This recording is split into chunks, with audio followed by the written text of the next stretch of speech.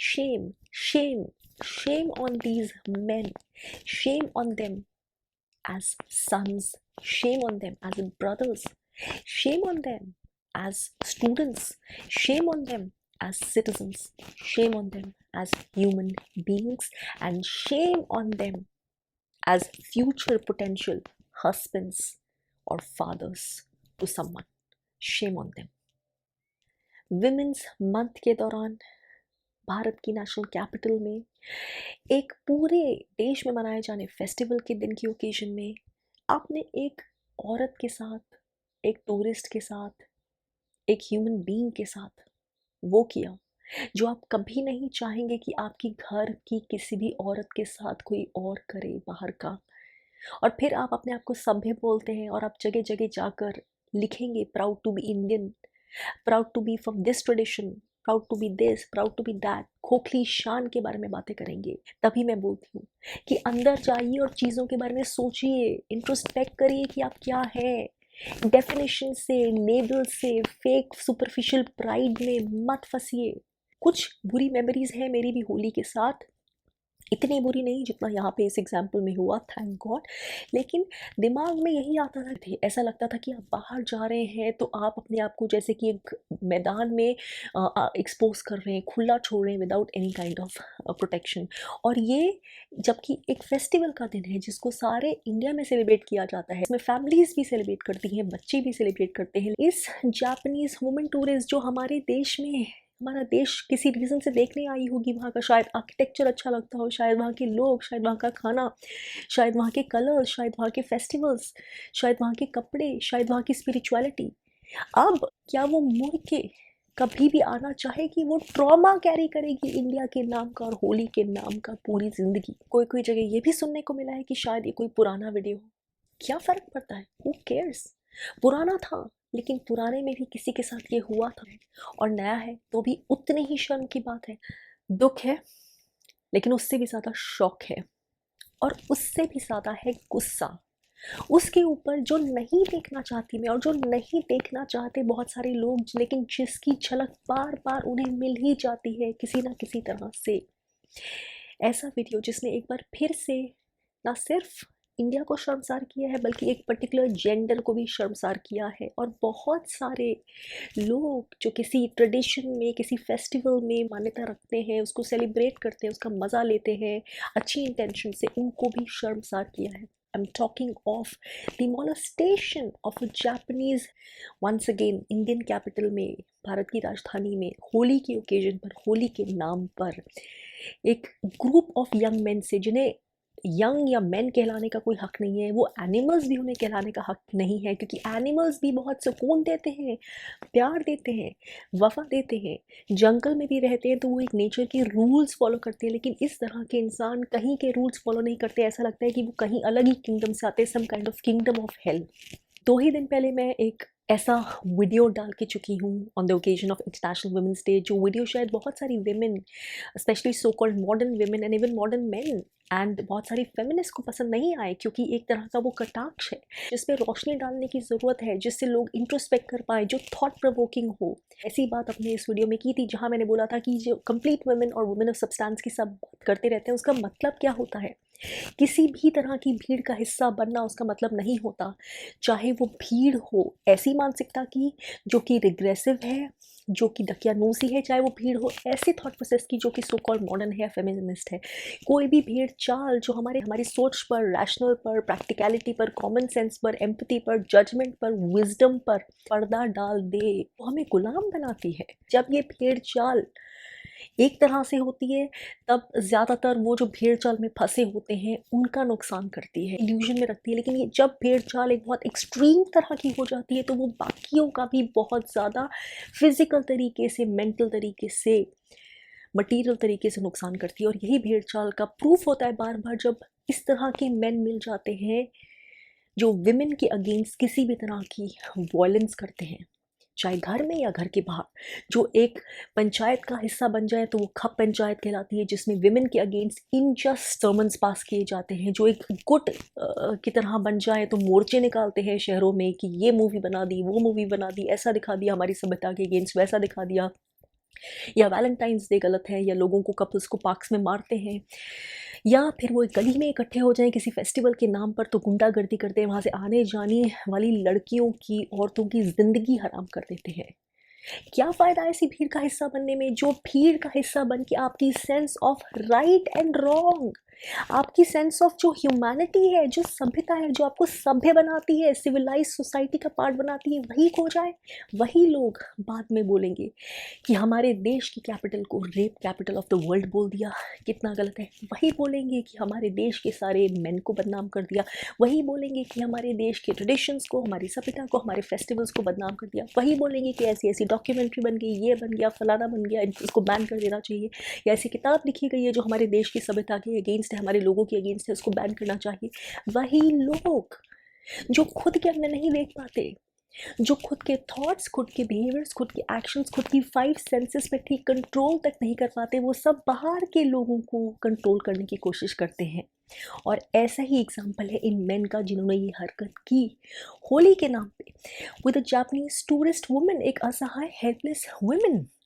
किसी भी वुमेन के साथ ये हरकत करते, वो किसी भी एज की, किसी भी नेशनलिटी की, चाहे वो इंडियन ही हो, ये उतनी ही शर्मनाक बात होती। लेकिन उन्होंने एक टूरिस्ट का, जो फॉरेनर है, उसको ऐसे यूज़ किया, उसको ऐसे एक्सप्लॉइट किया। इससे और बताता है उनकी प्रवृत्ति कितनी लो है, कितनी लो वाइब्रेशनल उनकी एनर्जी है। ऐसे ही मेन होते हैं जो बोलते हैं कि विमेन को छोटे कपड़े नहीं पहनने चाहिए, विमेन को ढक के रहना चाहिए, पार्टीज में नहीं जाना चाहिए, विमेन को ड्राइविंग नहीं करनी चाहिए, विमेन को रात में अकेले नहीं जाना चाहिए, ये नहीं करना चाहिए, वो नहीं करना चाहिए, ज़्यादा पढ़ना नहीं चाहिए, शादी जल्दी करनी चाहिए, ऐसे नहीं रहना चाहिए, वैसे नहीं रहना चाहिए, ये मानना चाहिए, ये नहीं मानना चाहिए। क्योंकि वो जानते हैं कि विमेन को जब आज़ादी मिल जाती है तो वो प्रे बनती है ऐसे ही मेन का जो उनके जैसे हैं, और इसीलिए वो अपने घर की औरतों पर रोक टोक लगाते हैं, मानसिक तरह से या फिजिकल तरह से वॉयलेंस करते हैं। और वही मेन बाहर की विमेन के लिए भी थ्रेट बनते हैं। ये मेन क्या बोलेंगे कि उन्होंने क्या किया इस वुमेन के साथ, क्योंकि उसने छोटे कपड़े पहने हुए थे, प्रोवोकेटिव क्लोथ्स, असभ्य तरह की वेशभूषा पहनी हुई थी, एक नॉर्मल टी शर्ट और पजामास पहने हुए थे जैसे हम घर में पहनते हैं ना, सबसे अनग्लैमरस कपड़े, पूरी ढकी हुई थी ये छोटी सी हाइट की छोटी सी लड़की। और उसको सब ने पकड़ पकड़ के रंग लगाने के बहाने, it was molestation, they were touching her, they were groping her, और जैसे भेड़िए होते हैं ना, रिग्रेस्ड सोल्स। और यही आदमी है, यही लोग होते हैं जो मैं बता रही हूँ, जो पार्क्स में जाते हैं वैलेंटाइंस डे पर और सभ्यता के नाम पर बाकी लोगों को तंग करते हैं, या थिएटर्स में जाते हैं और सभ्यता के नाम पे थिएटर्स पर पत्थर फेंकते हैं। यही होते हैं वो लोग, यही होते हैं भीड़ का हिस्सा। जब आप भीड़ का हिस्सा बनते हैं ना, इतनी बड़ी भीड़ का हिस्सा, सिर्फ क्योंकि आप अपनाए जाएं, सिर्फ क्योंकि आप फिट इन हो, सिर्फ क्योंकि आप कूल लगे, तो आप सोच नहीं पाते हैं ठीक से। आप ना जस्ट होते हैं, आप ना मॉरल होते हैं, आप ना फेयर होते हैं, और ना आप सभ्य होते हैं जब आप इस एक्सटेंट तक चले जाते हैं किसी भीड़ का हिस्सा बनने के लिए। जब आपको शायद अंदर से कोई आवाज़ बोल भी रही है कि नहीं, जो भीड़ का ये दूसरा सदस्य कर रहा है वो गलत है, वो नहीं करना चाहिए, वो रोकना चाहिए, तो भी आप नहीं कुछ बोल पाते हैं, क्योंकि आपको डर होता है कि कहीं भीड़ पलट कर आप पर ही ना आ जाए, आप ही का ना मजाक उड़ा जाए, आप ही अकेले पड़ जाएंगे। या आपको भी फिट इन होना है, आपको भी उसमें इम्पोर्टेंस, प्लेस ऑफ प्रोमिनेंस चाहिए। सही रास्ते पे चलना क्या होता है, और कभी कभी वो इतना आसान शायद नहीं होता, लेकिन इतना मुश्किल नहीं होता कि आप वो ना करने के बजाय दरिंदे ही बन जाएं। Shame on these main. मैं नहीं जानती कैसे परिवारों से आते हैं, मैं नहीं जानती कितने पढ़े लिखे हैं या नहीं हैं, लेकिन मेरी अंडरस्टैंडिंग में, मेरी समझ में वो जाहिल है, सिर्फ जाहिल है। उस दिन मैंने वुमेन के ऊपर वीडियो बनाया था और थोड़ी सी चीज़ों पर बारीकी से रोशनी डालने की कोशिश की थी कि विमेन मॉडर्न या घरेलू, फ्री या इम्प्रिजन्ड अपनी वेशभूषा से सिर्फ बाहर काम करती हैं या नहीं, या कैसे उठती बैठती हैं, या किस लहजे में बात करती हैं, या कौन से घर के काम करती हैं या नहीं करती, उससे नहीं होती हैं। This is something much deeper that comes from inside. और आज इस वीडियो को ख़त्म करते करते मैं यही मेन के लिए भी बोलूँगी। आप मेल जेंडर मेन इसलिए नहीं है क्योंकि आपको एक पर्टिकुलर तरह की बायोलॉजी दी है नेचर ने, या आपको एक पर्टिकुलर तरह का स्ट्रक्चर दिया है, फिजिक दी है, हाइट दी है, आवाज़ दी है, या आपको एक पर्टिकुलर तरह की फिजिकल स्ट्रेंथ दी है। आप मेल इसलिए भी नहीं है क्योंकि शायद आप ऐसे परिवार में पैदा हुए हैं जहाँ पे मेल्स को एसेट माना जाता हो, या फिर आपको अपनी बहन से ज़्यादा, अपनी कज़न से ज़्यादा, अपनी बीवी से ज़्यादा इम्पोर्टेंस दी जाती हो, स्टेटस दिया जाता हो। इसलिए भी नहीं है कि आप वुमेन का ध्यान रख सकें, आप उन पे कंट्रोल जता सकें, आप उनकी रक्षा कर सकें। नहीं, विमेन को आपके द्वारा दी हुई सुरक्षा की ज़रूरत नहीं है। अगर आप सिर्फ खुद को ही माइंड कर ले, that is enough for women. Women can take care of themselves if men start taking care of their senses. हम बोलते हैं ना कि नहीं, औरत ने छोटे कपड़े पहने इसलिए मैन को ऐसे फील होता है, इसलिए वो उनको प्रोवोक करती है, इसलिए उनके इमोशंस को इंसाइट करती है। नहीं, एक जो एक्चुअल ह्यूमन बीइंग होता है ना, जो ह्यूमन बीइंग कहलाने के लायक होता है, वो होता है जिसका अपनी फैकल्टीज पर और अपनी फाइव सेंसेस पर, अपने एक्सटर्नल बिहेवियर पर कंट्रोल होता है, इर्रिस्पेक्टिव कि बाहर के इन्वायरमेंट में लोग कैसे बिहेव कर रहे हैं। और खासकर अगर वो बाहर के लोग उसको कुछ नहीं कह रहे, उसको डायरेक्टली तंग नहीं कर रहे, उसकी लाइफ में जान के और एक्टिवली बाधा नहीं डाल रहे। और यही लागू होता है इन मेन को भी जिनकी ये सोच है।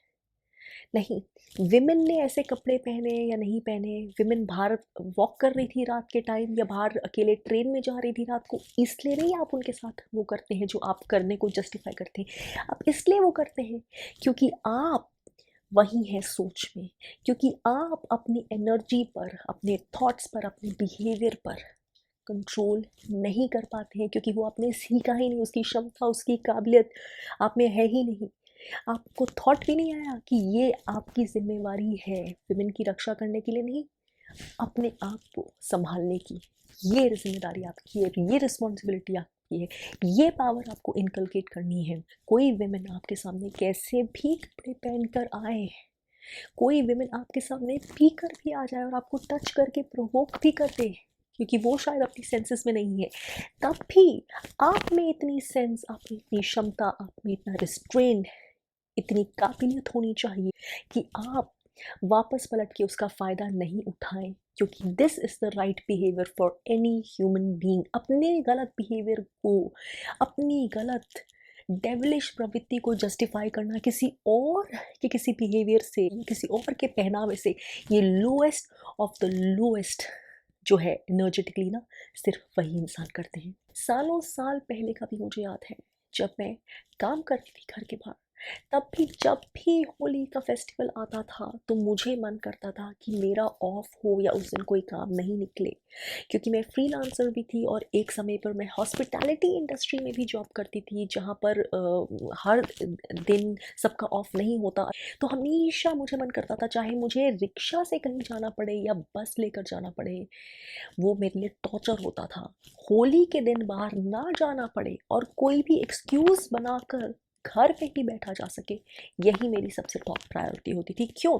क्योंकि मुझे होली सेलिब्रेट करनी होती थी? नहीं, एक्चुअली क्योंकि मुझे होली का कभी बहुत ज़्यादा शौक नहीं रहा है, पर्टिकुलरली इन फेस्टिवल्स, लेकिन इसलिए क्योंकि उस दिन बाहर जाना ऐसे लगता था जैसे कि आप खतरों के खिलाड़ियों से खेल रहे हैं, specially being a woman, being a young woman in India and also in the capital. तो छोटे छोटे शहरों में क्या होता होगा मैं नहीं जानती हूँ। इंसान का जन्म मिला है ना, तो ग्रैटिट्यूड रखिए, बनिए इंसान, जानिए कि इंसान बनना एक्चुअली होता क्या है। इसको यही सब करके अगर गंवा दिया और इंसानियत ही क्या है वो नहीं समझी, अपने अंदर ही जाके जाना नहीं कि हम क्या है और क्या बन गए हैं और क्या बन सकते थे, ये जो जन्म हमें मिला है उसकी वजह से, तो आपने सब गंवा दिया। क्या बात होती अगर इसी वीडियो में आ जाता बहुत जल्दी ही कि किसी एक इंसान ने आकर आगे हाथ रख दिया उस लड़की को प्रोटेक्ट करने के लिए, इस गलत को रोकने के लिए, या उसे इस भीड़ से अलग करने के लिए, या उनको मना करने के लिए जो ये कर रहे थे उसके साथ। और फिर उसको देखकर शायद कोई और आ जाता, और एक और आ जाता, और फिर कोई तीसरा आ जाता, और चौथा आ जाता। शायद उस लड़की के साथ जो हुआ उसकी कहानी चेंज हो जाती। शायद उस वीडियो में जो आज देखकर लोग शर्मसार हो रहे हैं, पूरे शॉक हो रहे हैं, गुस्सा हो रहे हैं पूरी कंट्री में और बाहर भी, वो शायद कुछ प्राइड में बदल जाता, शायद उसकी थोड़ी सी सेविंग ग्रेस हो जाती, शायद कुछ मर्सीफुल हो जाता, शायद कुछ किसी की इज्जत रह जाती, किसी को शायद ग्रैटिट्यूड मिल जाता, थैंक्स मिल जाता, कहानी शायद अलग हो जाती, सभी के लिए, जो इन्वॉल्व थे उनके लिए और जिन्होंने देखा उनके लिए भी।